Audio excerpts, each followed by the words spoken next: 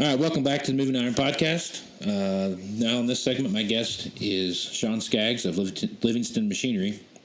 And I wanted to get Shawn on to kind of talk about what he sees happen in the hay market down in Oklahoma, the wheat conditions and stuff like that. So, Shawn, welcome to the podcast. Thanks, Casey. Glad to be here. So before we get started, I always like to get a little background on everybody that we have on here. So tell me a little bit about yourself and a little bit about Livingston Machinery. Sure. Well, like Casey said, I'm Shawn Skaggs. I'm the president and chief operating officer at Livingston Machinery Company. I've been there for about 17 years and started in walk-in sales and kind of worked my way through the business and been in almost every position we've got, it seems like, throughout the years. But I've only been in the president's position for about 2 years, so kind of got thrown into the fire right in the middle of it, but it's been fun. It's been a lot of work, and it's been a good thing overall. We've gotten a lot better at what we do during this kind of a downturn, and we're trying to take all the good things that we can glean out of it and carry that over as we move back into the good times, hopefully. But we've got 4 dealerships in western Oklahoma and West Texas. We've got dealerships in Chickasha, Oklahoma, and Fairview, Oklahoma, and then in Muleshoe, Texas, and Dalhart, Texas. So kind of the Texas Panhandle, and then the western side of the state of Oklahoma is kind of what we cover. Okay. And you're known for being big baler country. So you have a lot of big balers down there, and you guys deal with the AGCO line of big balers and tractors and stuff. So let's talk a little bit about the baler market and what you see happening out there, and then let's talk a little bit about the overall hay market and with the drought situation that you're all in down there. Sure. Well, like you said, big balers has been a big part of what we do for a long time. We were traditionally known as Big Baler USA. That was our website for a long time. And so Big Balers was kind of what got our foot into the door in all the markets that we're in right now, because we were willing to go and have technicians that were trained on big balers and carry the parts for big balers and do whatever it took to keep those big square balers running back whenever that was a big risk out there, and a lot of dealers weren't willing to do that. So that's kind of how we got into the market, and commercial hay is still our biggest mainstay that we have. And so, the hay market is something that we follow really closely. And it's something that has had its ups and downs, but right now, the market seems to be changing a lot because we've got so much drought that's going on in western Oklahoma and in western Texas, in New Mexico, in parts of southern Colorado and southwest Kansas. With that drought, in addition to kind of a long, hard winter, hay stores are starting to run low finally, and that's been driving up the price of hay. And so as that hay price comes up, it obviously changes what we're able to sell and changes our sales mix a little bit. And so like I said, we keep a very close eye on that. One of the things that we saw was, as we came out of that drought at the end of 2011, 2012, somewhere in there, hay prices came back down. Our big baler sales started coming back down. Windrover stayed fairly steady all through that, but big baler sales definitely came down quite a bit. And our small square balers actually we started selling more of those, because as those hay prices came down, our producers realized that they were able to get a lot more money for their hay out of that smaller package. And so in the trend where we look back historically, we've seen that as hay prices go down, small square baler sales go up, big square baler sales go down. And then vice versa, as now that hay prices are going up, and we're seeing hay prices as high as $320, $330 a ton out in the panhandle of Texas, our big square baler sales are coming back up, and we expect to see those small square baler sales come back down a little bit. So of the crop mix that you have, talk to me about crop mix and what is the dominating the crop in your area. Well, actually, we've got a pretty broad mix. So in western Oklahoma, wheat is the biggest crop that's out there. Wheat and cattle. If you can consider that a crop, wheat and cattle are the mainstays for our producers in western Oklahoma. And then another big driving force in our markets is the oil and natural gas industry, because as those Most of our producers own a lot of land, and that land can earn them royalties or damages, things like that. And that's actually one of the things that has helped us see a little bit of a boost lately. Is there's been a lot of oil and gas activity in western Oklahoma, especially, and so that has started to drive. It drove a lot of our end of the year sales, especially. But as we move into the Panhandle of Texas, then all of a sudden you get into cotton country down in the southern part of the Panhandle, and cotton has actually moved all the way back into western Oklahoma. It was there back in the 70s, and most of the cotton went away. And here in the last 2 or 3 years, because cotton prices have been good, a lot of people have moved back into cotton, taken their wheat out, taken their alfalfa out, or whatever else they might have had planted and put in cotton.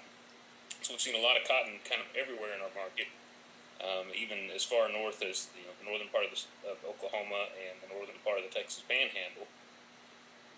But typically, it's that cotton country traditionally, I guess you'd say, has been down in the Lubbock area and probably the surrounding 100 miles or so, and then there's a pretty big pocket of it down in the far southwest part of Oklahoma as well.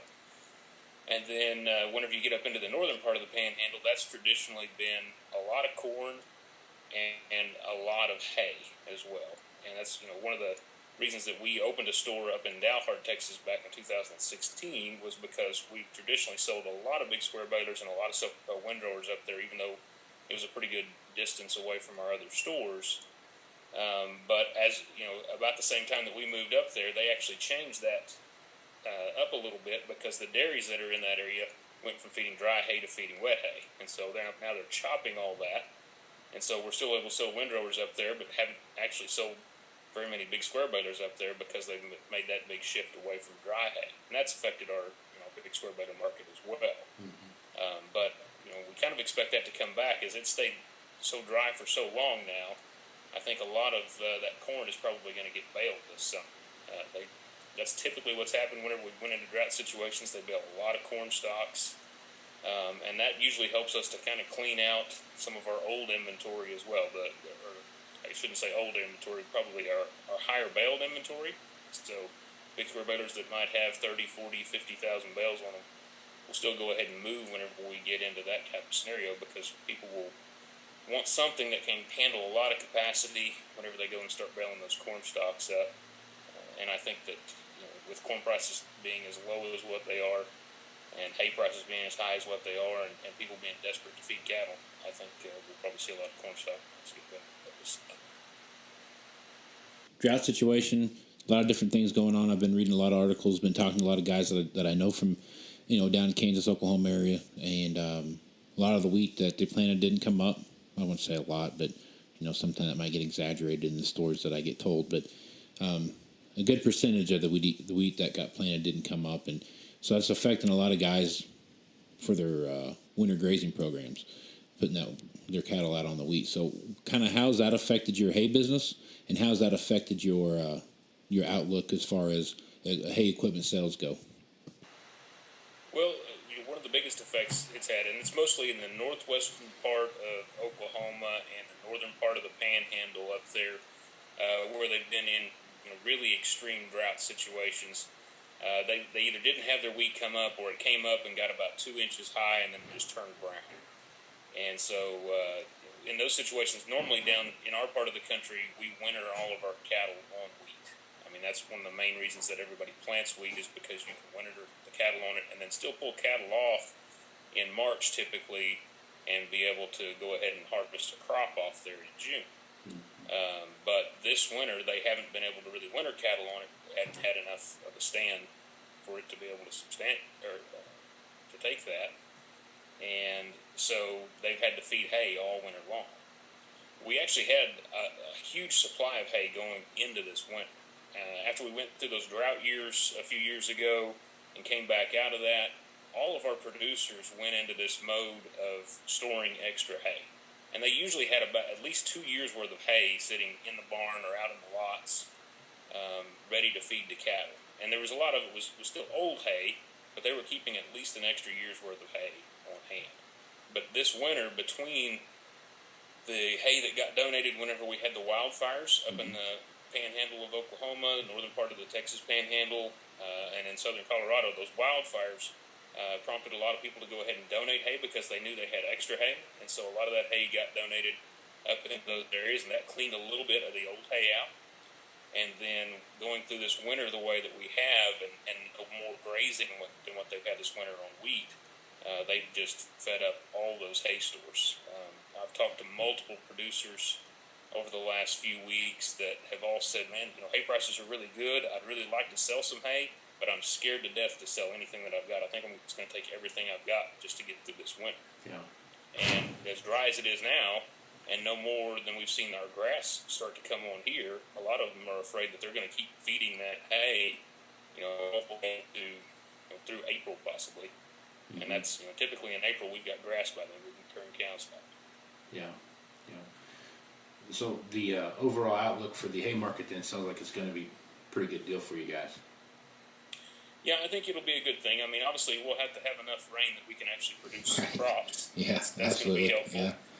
But that's what I think a lot of people are going to focus on this summer. A lot of the things that the rotational crops, they're probably going to try and bale up their wheat if they've got enough wheat that they can bale it. They're probably going to bale up some corn stalks, and as soon as they can get any of that stuff off, they're going to be going back in, I would think, with some kind of hay grazer or something like that where they can get a crop up quick and try and get a lot of it. Whenever that happens, that usually drives a lot of hay equipment sales. People really, it's off of price than it does necessarily the volume they're able to produce. Right. Okay, so the weather patterns here of late for you guys. I mean, I'm from around Wichita, Kansas, so I mean, I'm kind of familiar with what winters are like down there. Sometimes you get a cold snap, and you'll get a couple weeks of 50+ degree weather in February, and then you'll get some cold to come back through. But it's been pretty mild winter for you for most of that area. So are you seeing something similar where you're at, where temperatures have been fairly warm and there's not much humidity, not much moisture in the air? Yeah, that's exactly right. It's been actually, relatively warm this winter. Normally we get at least a couple of ice storms that'll come through and knock the power out for a few days and things like that. But there's been no ice storms this winter. We just haven't got precipitation at all. There in the central part of the state, a few weeks ago we got some rain that was, really helped a lot of those areas kind of down that I-35 corridor. But if you get very far west of there, they're all in severe to extreme drought now, and so and as I was looking at some information this afternoon on kind of the expected weather patterns for this summer, they're not predicting it to be a wet summer by any means. They think it's going to continue to be dry and probably going to have higher than average temperatures, and so it's going to continue to drive those hay prices up. It's going to continue to make things hard on cattle producers. And another thing that affects our hay prices a lot is milk price. And milk price hasn't exactly been great lately, and so it's going to be interesting to see kind of how that plays into it. Usually as milk prices go up, our hay prices will go up a little bit as well. So that's been kind of a side factor right now with this drought. The drought kind of takes precedent over everything as far as driving the price, but even if we get a little bit of rain, it'll be interesting to see how milk prices affect that. Right, so the diversity that you have across your AR, across your area that you cover. You talked about corn, you talked about cattle, you talked about wheat, oil and gas, all that stuff. So, how are your customers shaping up and handling what's happening with them now? And what are you doing to keep in front of your customers and keep things to the best of your ability? Keep equipment moving.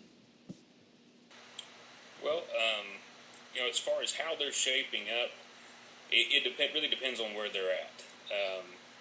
Like I said earlier, at the end of the year, we had a lot of customers who had gotten either pipeline damages or some new royalties or oil well damages, things like that, and that spurred a lot of sales for us. We actually had a really good year end. But overall, as far as their actual production, they're still in the same shape as most of the country is, where they're not making a lot of money unless they happen to have some really good cotton. And the good cotton was only in pockets because, cotton is such a funny crop. If you get the right rains at the right times, then you can produce some really high quality cotton. And if you don't get the right rain at the right time, you can produce a lot of cotton, but it's really low quality cotton. Okay. And so, depending on what pockets you were in, they all had a lot of cotton, and there were good prices out there for the premium cotton. But depending on what pockets you were in, that determined whether you had really high quality cotton or low enough quality cotton that you had to worry about it just spontaneously combusting out in the field. And we actually had a lot of that happening out there in the Texas Panhandle as well. They just caught on fire by themselves? Yeah, they would, as soon as they would get it put into a bale or a module, Right. they'd leave it sitting out there for a week, and all of a sudden that module just catches fire. No kidding. Burns up on the spot. Wow. So it was kind of like one of those you can't win for losing Right. type situations Yeah. for a lot of those guys. Yeah. But the guys who had really high quality cotton, they made big crop. They have gotten and are getting some good checks. They're still generating a lot of that cotton right now because there's so much more produced than what there normally is in our part of the world. And so I think that a lot of our producers are going to stick with cotton, and a lot of them are still making the switch over to adding more acres of cotton right now. And so that drives a lot of cotton equipment sales, which we don't actually have much in the way of cotton equipment to sell. We can sell the tractors and the tillage equipment, but that's about as far as it goes for us. Yeah. It's been interesting to watch, but farmers will typically kind of chase price a little bit, and that's what we're seeing here is as the cotton prices are going up, a lot of guys are putting in a lot of cotton acres, but it's very likely that if that cotton price starts to come back down in a couple of years, or if the farm bill comes out and it's not exactly what they're expecting, then we could see a lot of those acres shift back over to something else. And I really expect to see a lot of acres over the next couple of years shift back into alfalfa, because we had a lot of alfalfa acres that were taken out. But alfalfa is one of the few crops that they can grow where they can actually set their own price. Right. It's not a taker market. They can say, hey, I've got really high quality alfalfa, I'm going to ask a top price, or I've got medium quality alfalfa, I can ask this price. Whereas everything else, you just take whatever the market is that day. Right. So, Yeah. Good. So you're a full line AGCO dealer. Run through AGCO has a million different products that's under the AGCO umbrella. So run through the products that you offer, and what do you feel are your strongest sellers? Well, we're a full line AGCO dealer, so all of those millions of things you're talking about, we carry some of all of it. It Right. seems like. Okay. As far as combines go, we focus on Gleaner, and that's been our combine line, but we carry Fendt tractors, Challenger tractors, Massey Ferguson tractors, White planters. We sell a lot of sunflower tillage equipment, a lot of sunflower grain drills, and then obviously all of the Heston hay products have been a really big seller for us. But our big, the big sellers for us in particular are really the Heston hay products, the sunflower tillage tools, and Fendt tractors. We sell a lot of Challenger, and we just got the Challenger contract back at the beginning of 16, and so that's been kind of new for us. We're still kind of growing a lot of that, but be able to add the track tractors and the Challenger articulated tractors to our line has been a pretty big deal for us. And so that's a really growing part of our business, as well as application. We weren't an application dealer before that. Now we have Rogator and Terrogator. And so that's been a really big addition for us, and that's kind of a different business than what we had been in, and so there's a steep learning curve there that we're having to adapt to get into that application business. But I think we're getting there. It's been, like I said, it's been a really nice addition for our business. Yeah. So how's the track tractor? Kind of learning that into the business and that niche of that marketplace. How's that? How have you guys gone about doing that? Well, we were fortunate enough we were able to pull in some.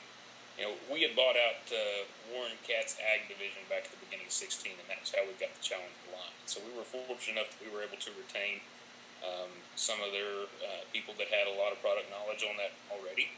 And so that helped to have some product knowledge built in, and then AGCO's given us a lot of support in training the rest of our people, getting them up to speed, giving us some really good product specialists that are kind of focused on those tractors. But that's some place where I think really our market has a lot of potential still. We still have a lot of people who are running articulated tractors out there and running it in sandy ground and in ground where there's no doubt a track tractor would be a better fit for them. In the kind of the rolling hills and the terrace ground, it may not be as good a fit as an articulated tractor is, but out there in that sandy stuff, a track machine would make them a lot more efficient than they are right now. Yeah. So there's a lot of people who still don't know that because they've just never tried it. Yeah. And so I think we've still got a lot of growth potential with the track tractor. Yeah. No, I'm a big fan of track tractors, so I think it's one of those. Until you get into one and really try it, and have someone really explain to you how it works and all the stuff, all the different aspects of what a track machine can do for you compared to a wheel machine. Yeah, that's been one of those machines where you really love to do demos, because if you can ever get a guy to get in the seat and hook onto a tool that he's used to pulling with his articulated tractor, or maybe even his big row crop tractor, and you put it behind that track machine and let him go pull it for a few hours, and you'll have a hard time getting him back out of the seat. Yeah. Because he can just feel and see the difference immediately out there. Yeah. And the old adage of, track machines are so much more expensive to maintain than their wheeled ones are, and that's kind of out the door now with the price of tires the way they are. It's pretty much about the same. There's not a big difference between upkeep on a undercarriage and tracks and stuff like that on a track machine compared to buying, depending on how many you have. You could have 8 to 12 tires on an articulated machine, so just depending on what you got. So that argument's kind of out the window anymore. All right, so looking out here, first quarter's kind of gone through, heading into spring. You have some pretty big hurdles in front of you when you start looking at just overall weather conditions. Looks like there could be some good opportunity for some revenue generation there, just based on if you get the rains in the right area and you get some hay to come up, there should be some good opportunities for you. So, looking out through through the summer, what do you see as some of your big opportunities that you have down in your area? Well, one of the big opportunities for us is, we haven't traditionally been a big planter dealer, but with all the cotton acres that have gone in recently and all the cotton acres that are going to be going in over the next year, we feel like we've got a big opportunity with planters, especially, with AGCO's acquisition of Precision Planting.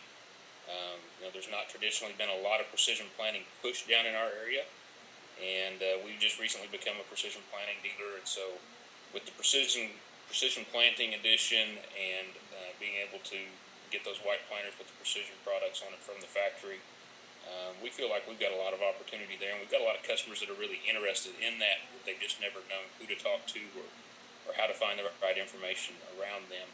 And so I think, with all those cotton acres, that's going to be probably a big opportunity for us. The other big opportunity obviously is the hay market. As it stays dry and those hay prices continue to go up, it's going to be a good opportunity for us on big square balers, on self-propelled windrowers, a lot of those type of things.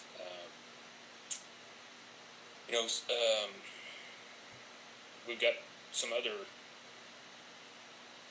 some other new products that are going to be coming down the pike soon that I think are a big opportunity for us. And again, like I said earlier, we're new to the application business. And so we're just learning that and just kind of getting our feet wet, and that's a huge market out there for us that we weren't really touching 2 years ago, and we're still just barely touching now. And so we've got a lot of opportunity to go and grow in the application market right now. AGCO's got some new products out, new C-Series in the Rogators and Terragators that have got some people excited, and that I think will give us some opportunities as we go down through there. One of the things that I'm still as excited as anything about is, as this hay market kind of pops for us again, it's going to give us an opportunity to clean out a lot of our used inventory. Because we're like a lot of dealers out there, we've got a lot of inventory that sat there for a year or sometimes even 2 years that were good machines. We weren't willing to take the hickeys right up front on them, and then we've kind of sat on them and waited, and so I'll be excited if we can get rid of a lot of that inventory and get that level back down to where we really want it to be to keep our turnover at the right level. Yep, such an important part of the business. Inventory turn and washout cycles and all those things are so important and pivotal to running a good used equipment department. Okay, so you can't have any good without a little bit of bad. So what are some of the overwhelming hurdles you see in front of you that you're trying to figure your way through? Well, obviously one of the biggest overwhelming hurdles is going to be the drought. I mean, we've already talked about that a lot, I know. We've got a lot of things that are happening in Oklahoma right now. Our business is actually, even though we're only just a couple months into it, so you can't really measure it in that short period of time. But we're up about 20% year over year so far, with a lot of the good things that are happening in western Oklahoma. But out in the Panhandle, they're actually overall down out there, because a lot of producers, even though they see that opportunity there without the rain coming in, they're kind of sitting on their hands. They're waiting to see what's going to happen before they go ahead and spend that money. You can't blame them for doing that. They don't know what's coming down the pike. They don't know if they're even going to have a crop this summer, and so they're kind of in that wait and see mode. And so a lot of it's going to depend on whether we get some rain or not, to whether we can get around that and get that western Texas market kind of up and firing again, like it was the last several years. But so that's going to be a big challenge for us. I'm sitting here trying to think of what our other really big challenges are, and we've got some things, some hurdles internally that we've got to get over to make sure that we get our people trained and make sure that we're covering a big enough area, because, as you can imagine, with only 4 stores trying to cover western Oklahoma and West Texas, and that's bigger, that geographic area there is probably bigger than about any 2 states you can put together outside of that. Yeah. And we're trying to cover that with 4 stores. That's a big challenge for us. Yep. It's something that we've done for a really long time, but haven't necessarily had our feet held to the fire for market share the way that we are now. And so that's something that we're seeing a lot more from manufacturers, is they're talking a lot more about market share, trying to put some accountability in there. And so that's going to be a big challenge for us, is to try and figure out how do we cover all that area out of 4 stores, because we're not really ready to go out and add a lot of stores right now. We want to make sure that we've got our feet firmly under us before we do any more additions. That's going to be a big challenge for us. How do we service somebody, which, like I said, we've done it traditionally, but how do we add more customers to what we've got right now and still be able to service those guys that are 150, 200 miles away from our nearest location? Yeah. So as with the expansion, or with the expanse of your area, do you foresee maybe looking at adding a few locations just to cover sometime down the road, just to kind of cover that space, make it maybe not as like you said, a couple hundred miles away from your nearest location? Yeah, and we're toying with a lot of different ideas and kind of a lot of different models. That's one of the interesting things. There's some things about I don't know what you would call it, but I guess a little bit thinner model, where you have maybe one store manager that's covering 3 or 4 stores, or maybe you have it siloed to where you've got a sales manager that covers a state and a sales manager that covers another state. The same with parts managers and service managers. There's a lot of people that do that so that they can kind of have those smaller locations in between. And we've always traditionally liked to have the setup where you have a store manager in each store, a service manager in each store. The very traditional setup, which probably isn't as efficient from a money standpoint, but it sure does help things to run smoother in the meantime. And I know that our customers really like being able to walk into a store and know exactly where the buck stops, and be able to talk to the person that's in charge of that store. And so that's one of the things we've grappled with, is how do we do that? How do we expand and be able to go in some of these areas where maybe it's not going to be easy for us to make money at it right away, but go in on a smaller scale without having to add all those different layers of management whenever we go in there and do that. Right. That's an interesting challenge, and I know there's a lot of dealers out there that have tried it a lot of different ways, and some of them are probably really successful at it, and some of them probably weren't. And I probably need to do a lot more research to find out what the guys who were successful at it did, and kind of how they did that. Working with similar product lines to what we have. Yeah. No, that's a good thing about this industry too, is that it's pretty easy to run somebody down and get their point of view on what they're doing. Everyone's pretty open to help and exchange ideas. You're right. That's one of the great things about this industry, is most of the time you can ask people questions and they'll answer. There's not anybody who's out there trying to guard their corporate secrets or whatever, and try and hoard a lot of information. We're really good about sharing information and trying to help each other out. That's one of about the ag industry. We've got great people. That is true. Well, Shawn, I think we've cover it here. Do you have any final thoughts or anything you want to throw out there before we shut it down? No, not really. Just enjoy the podcast. Keep doing what you're doing. Keep helping to spread more of that information. And hopefully we all get better at this and are able to do a better job for our customers and for our employees as well. All right. Well, Shawn, thanks for being on the podcast. You bet. Thanks, Casey. All right. Take care of yourself.